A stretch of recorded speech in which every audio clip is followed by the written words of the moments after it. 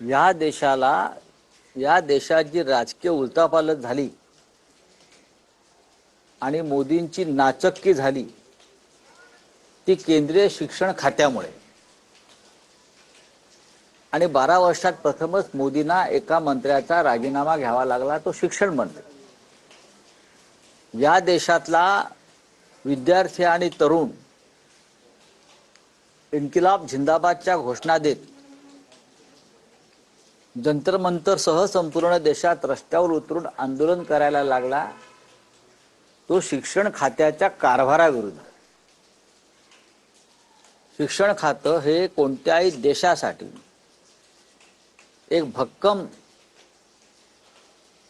तरुणांची पिढी घडवणारं खातं असतं।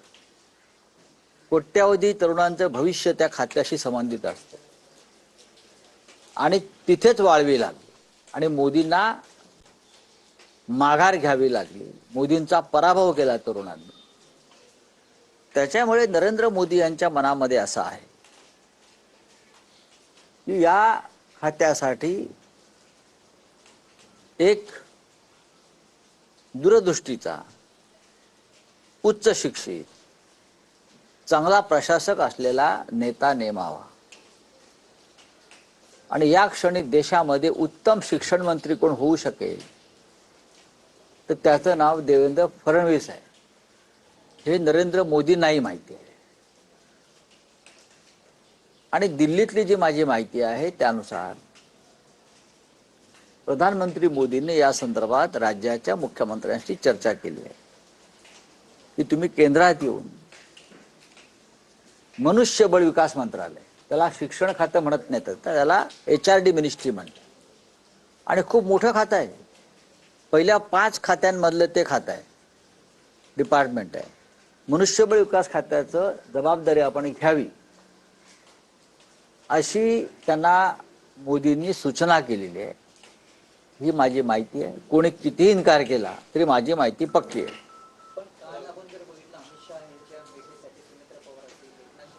महाराष्ट्रामध्ये जर देवेंद्र फडणवीस दिल्लीमध्ये गेले तर महाराष्ट्रामध्ये मुख्यमंत्री म्हणून कोण बसेल का कोण?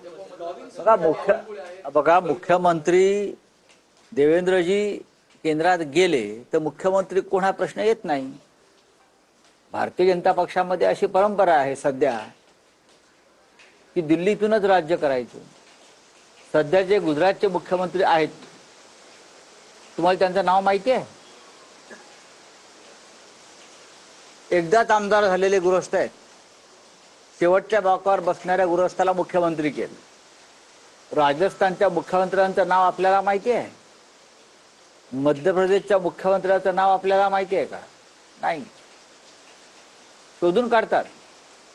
जो कमीत कमी कार्यक्षम, अलोकप्रिय आणि ज्याच्यात नेतृत्व करण्याची क्षमता नाही अशा व्यक्तीला शोधून भारतीय जनता पक्ष पदावर बसवतो।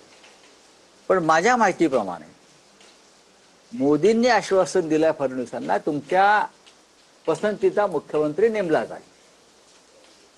या देशाला एक उत्तम शिक्षण मंत्री मिळो अशी आमच्या सगळ्यांची इच्छा आहे आणि ती बहुतेक सरकारची सुद्धा इच्छा आहे। आता देवेंद्र फडणवीस काय विचार करतात ही त्यांची भूमिका आहे।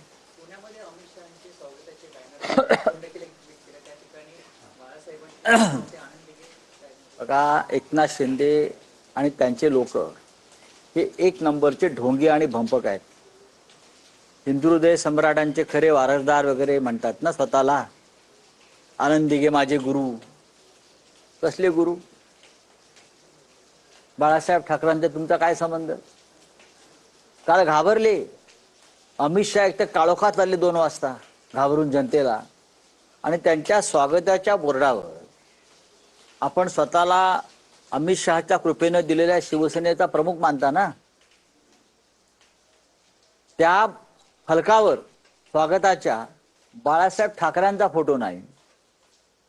स्वतःचे जे गुरु आहेत आनंद दिघे त्यांचा फोटो नाही। का भीती वाटते? मालकाने सांगितलंय ना बाळासाहेब ठाकरेंचा फोटो लावायचा नाही म्हणून।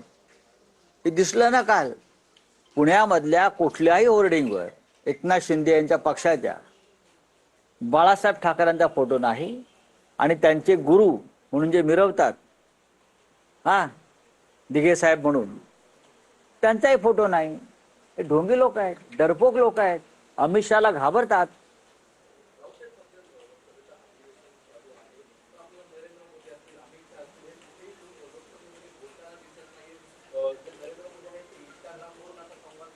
बघा की हेच लोक माननीय उद्धव ठाकरे साहेबांना फेसबुक नेता म्हणत होते.